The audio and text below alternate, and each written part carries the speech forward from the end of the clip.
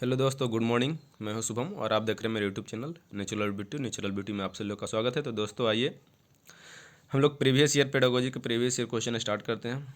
ठीक है, जो कि जितने भी टी के एग्ज़ाम होते हैं सारे के लिए उपयोगी होंगे। ठीक है, तो आइए स्टार्ट करते हैं। पहला क्वेश्चन कहता है, कोहलर यह सिद्ध करना चाहता था कि सीखना एक ऐसी परिस्थिति है जिसमें व्यक्ति पशु से श्रेष्ठ है। स्वायत्त यादृच्छिक क्रिया है या संज्ञानात्मक कार्य है या पारिस्थितिकी के विभिन्न अंगों का प्रत्यक्षीकरण है। तो कोहलर जिन्होंने चिंपैंजी पे प्रयोग किया था, ठीक है, जिसको चिंपैंजी या फिर बनमानुस बोल सकते हैं, और उस चिंपैंजी का नाम क्या था? तो सुल्तान। क्या नाम था? तो सुल्तान नामक चिंपैंजी था, इस पे प्रयोग किया था। तो कोहलर यह सिद्ध करना चाहता था कि संज्ञानात्मक संकार्य, सीखना क्या है? संज्ञानात्मक संकार्य है। तो इसका सही आंसर हो जाएगा ऑप्शन नंबर सी। नेक्स्ट आइए, नेक्स्ट कहता है, किसी भी नई भाषा को सीखने के लिए कहाँ से प्रारंभ किया जाना चाहिए? अक्षरों व शब्दों के माध्यम मध्य साहचर्य से, मतलब संबंध बनाकर, या वाक्यों के निर्माण से, या शब्दों के निर्माण से, उपरोक्त में से कोई नहीं। तो जो सबसे छोटा क्या हो जाएगा? वाक्य से छोटा शब्द होता है, शब्द से छोटा अक्षर। तो यह क्या करेगा? भाषा सीखने के लिए क्या करना चाहिए? सबसे पहले अक्षरों व शब्दों के मध्य से क्या बनाएगा? संबंध बनाएगा, साहचर्य बनाएगा। उससे क्या होगा? मतलब कि भाषा को सीखने में कठिनाई उतना ज़्यादा नहीं हो पाएगा। तो इसका सही आंसर हो जाएगा ऑप्शन नंबर ए, अक्षरों व शब्दों के माध्यम से, साहचर्य से, मध्य साहचर्य से। ठीक है, नेक्स्ट क्वेश्चन आते हैं। नेक्स्ट में बताइएगा आप लोग, समावेशी कक्षा में किस प्रकार का या के छात्र शामिल होते हैं? केवल विशिष्ट, केवल जहाँ पे भी रह गया वो आपका ऑप्शन डायरेक्ट आंसर गलती हो जाएगा। ठीक है, समान व विशिष्ट दोनों, या केवल समान छात्र, तो केवल वाला तो ऐसे ही कट गया। बहुभाषी और प्रतिभाशाली छात्र, तो समावेशी शिक्षा जो होता है, इंक्लूसिव एजुकेशन जो होता है, इसमें कैसा छात्र होते हैं? तो समान और विशिष्ट दोनों प्रकार के छात्र होते हैं। ठीक है, तो इसका सही आंसर हो जाएगा ऑप्शन नंबर बी।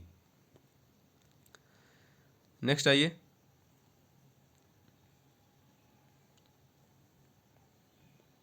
चौथा नंबर क्वेश्चन है, देखिए आप लोग आंसर दीजिएगा मन में ही। ठीक है, चौथा कहता है कि अधोलिखित में गणित संबंधी अधिगम अक्षमता को कौन सा पद परिभाषित करता है? निरस्तता संबंधी दोष, या पठन दोष, या फिर गणना दोष, या उपरोक्त में से कोई नहीं। तो अधोलिखित में गणित संबंधी अधिगम अक्षमता कौन सा पद परिभाषित करता है? तो इसका सही आंसर हो जाएगा गणना दोष। गणित संबंधी, तो गणित संबंधी में कौन सा होता है? आप लोग को बताए थे, डिसकैलकुलिया होता है। क्या होता है? Dyscalculia, dyscalculia. ठीक है, याद रखिएगा। जो कि पठन, ये गणित की में जो अक्षमता होती है उसी को बोलते हैं डिसकैलकुलिया। ठीक है, और पठन विकार में कौन सा होता है? तो डिसलेक्सिया होता है। ठीक है, याद रखिएगा। नेक्स्ट क्वेश्चन आइए। नेक्स्ट में क्या कहता है? समावेशीकरण की सफलता के लिए आवश्यक है। समावेशीकरण की सफलता के लिए आवश्यक क्या है? क्षमता निर्धारण का अभाव, अभिभावकों की भागीदारी का न होना, या अलगाव, या संवेदनशीलता। तो समावेशीकरण की सफलता के लिए आवश्यक है क्या? संवेदनशीलता, किसी भी चीज़ के लिए संवेदनशील होना। ठीक है, तो इसका सही आंसर हो जाएगा ऑप्शन नंबर डी। नेक्स्ट आइए, नेक्स्ट कहता है, निम्न में से कौन सा संवेग का तत्व नहीं है? निम्न में से कौन सा संवेग का तत्व नहीं है? तो ये कौन सा हो जाएगा? व्यवहारात्मक, दैहिक, या संज्ञानात्मक, या संवेदी। तो देखिए, संवेग में व्यवहारात्मक भी आता है, दैहिक भी आ जाता है, फिजिकल, और संज्ञानात्मक भी आता है, कोग्निटिव। तो इसका सही आंसर हो जाएगा ऑप्शन नंबर डी। क्या हो जाएगा? ऑप्शन नंबर डी, संवेदी क्या होता है? तत्व नहीं है।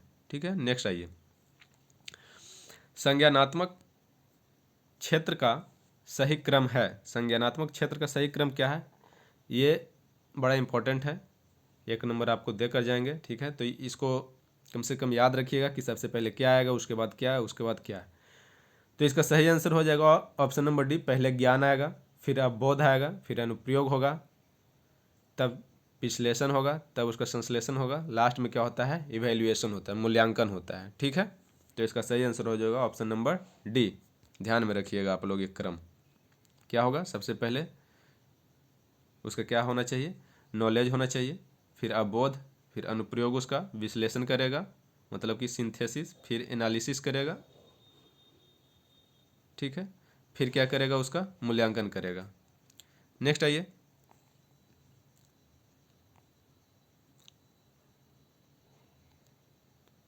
निम्न में से कौन सा अच्छे शिक्षण की विशेषता नहीं है, स्वेच्छाचारी, जनतांत्रिक या सहानुभूतिकरण या वांछनीय सूचनाएं देने वाली। यहाँ पे देख लीजिएगा नहीं है, तो जनतांत्रिक भी है, अच्छा शिक्षण दे सकता है, सहानुभूतिकरण भी है या वांछनीय सूचना देने वाला भी है, लेकिन स्वेच्छाचारी मतलब खुद से मन हुआ तो पढ़े, न मन हुआ तो न पढ़े, ऐसा कुछ नहीं होना चाहिए। तो ये स्वेच्छाचारी जो है अच्छे शिक्षण की विशेषता नहीं है, तो ऑप्शन नंबर ए जो हो जाएगा इसका सही आंसर हो जाएगा। ठीक है, नेक्स्ट क्वेश्चन आइए। अभिप्रेरणा का प्रत्याशा सिद्धांत किसके द्वारा, अभिप्रेरणा का जो प्रत्याशा सिद्धांत था किसके द्वारा दिया गया था, विक्टर ब्रूम, मॉस्लो या फिर हर्जबर्ग या फिर स्किनर।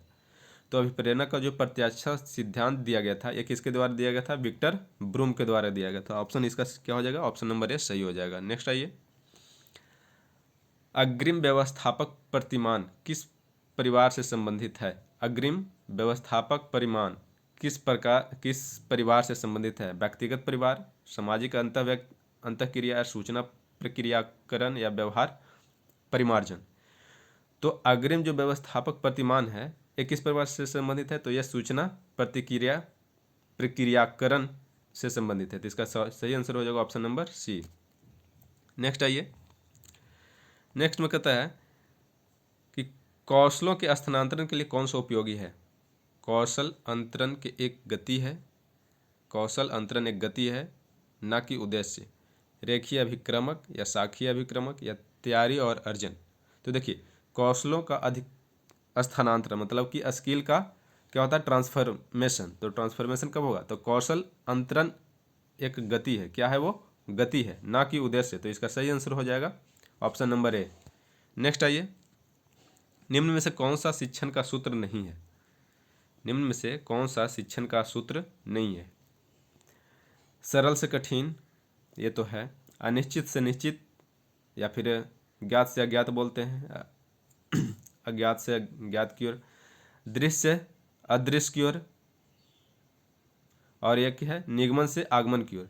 तो इसका जो सही आंसर हो जाएगा सूत्र नहीं है। ठीक है, ये तीनों क्या है, ए बी सी, ये सूत्र है लेकिन निगमन से आगमन सूत्र नहीं है, तो इसका सही आंसर हो जाएगा ऑप्शन नंबर डी। लेकिन हाँ ये पूछ देता कि ये उल्टा होता है, आगमन से क्या है, निगमन, आगमन से निगमन होता है सूत्र, लेकिन निगमन से आगमन सूत्र नहीं होता है, आप लोग ध्यान में रखिएगा। ठीक है, तो इसका सही आंसर हो जाएगा ऑप्शन नंबर डी। नेक्स्ट की ओर चलते हैं, सूक्ष्म शिक्षण चक्र का प्रथम पद होता है, सूक्ष्म शिक्षण चक्र का प्रथम पद क्या होता है, प्रतिपुष्टि, शिक्षण या योजना बनाना या प्रस्तावना।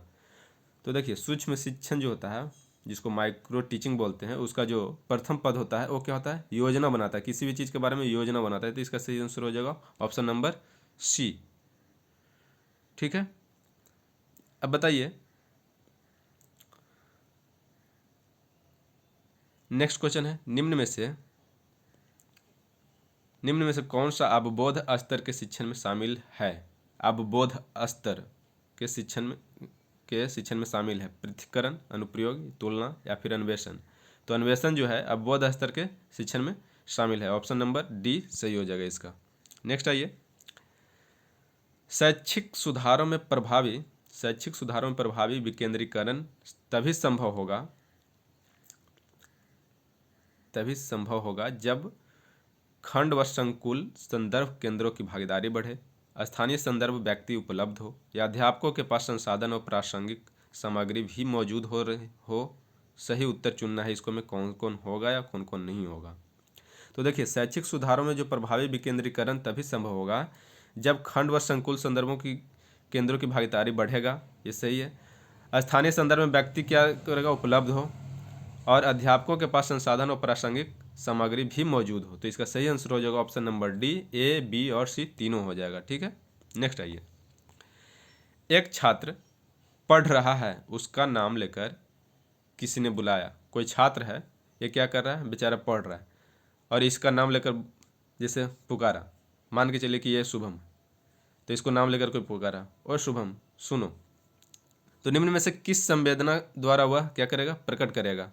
दृष्टि संवेदना, स्पर्श संवेदना, या फिर ध्वनि संवेदना, या प्रत्यक्ष लक्षण संवेदना?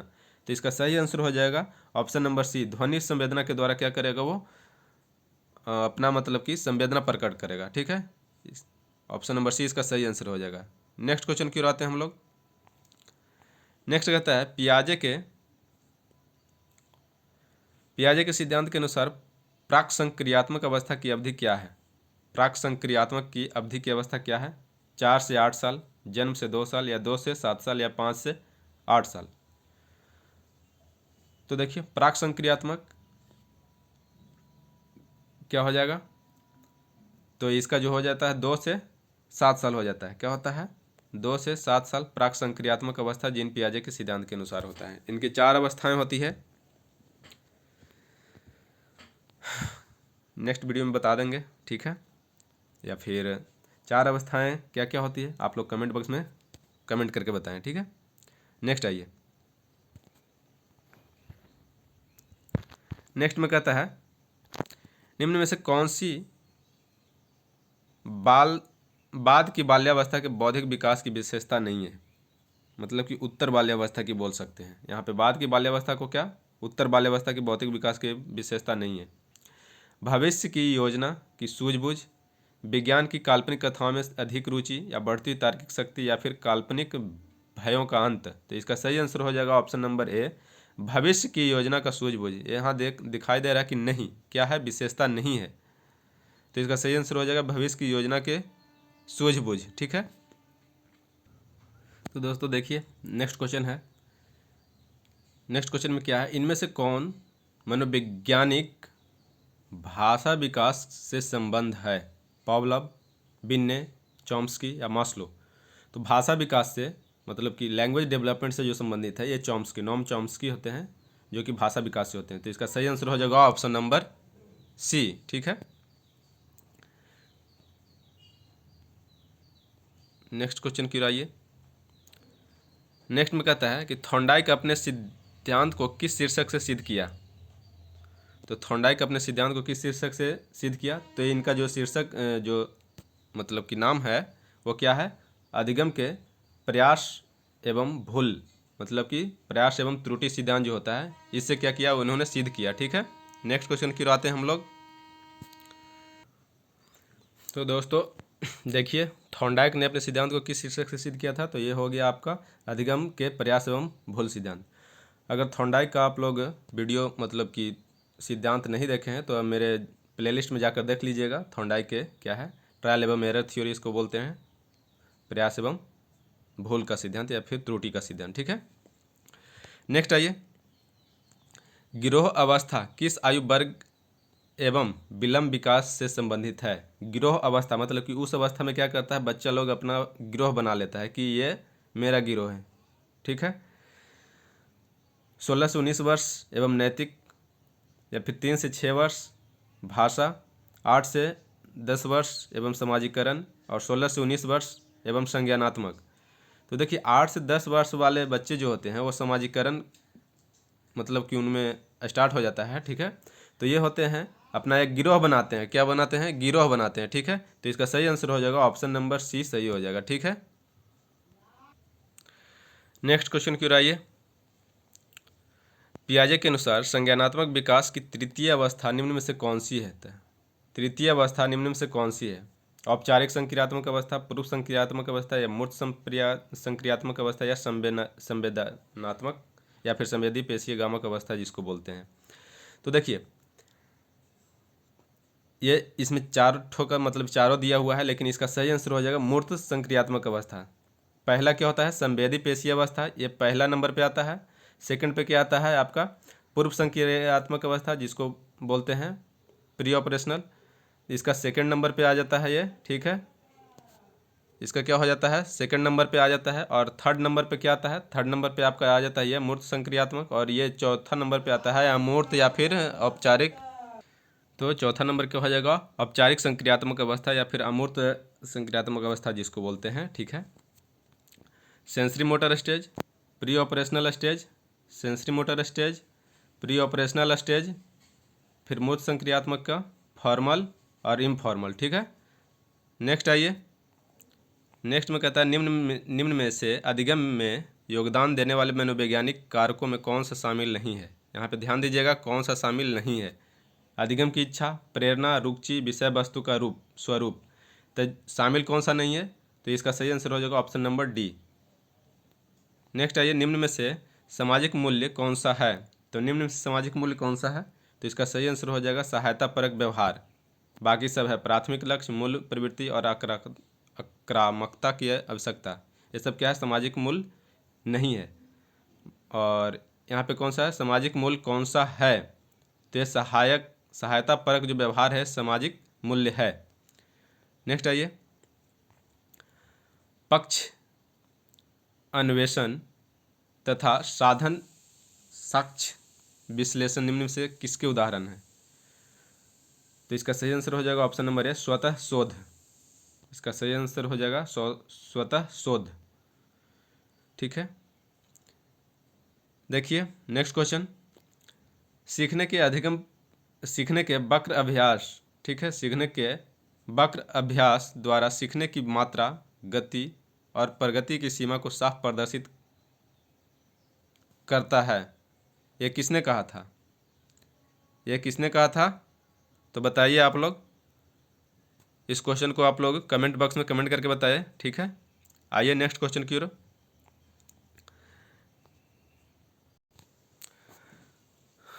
दोस्तों 26 का जो ये क्या आता है, अधिगम वक्र में आ जाएगा। ठीक है, अधिगम वक्र आप लोग को थ्योरी क्लास में बता दिया था। ठीक है, तो इसका आंसर उम्मीद है कि आप लोग दे पाइएगा कमेंट बॉक्स में। ठीक है, और ये बता भी चुका हूँ। ठीक है, नेक्स्ट आइए 27, निम्न में से कौन सा थॉर्नडाइक के अधिगम के प्राथमिक नियम में शामिल नहीं है। यहाँ पे देख लीजिएगा, नहीं है, प्राथमिक नियम में शामिल नहीं है।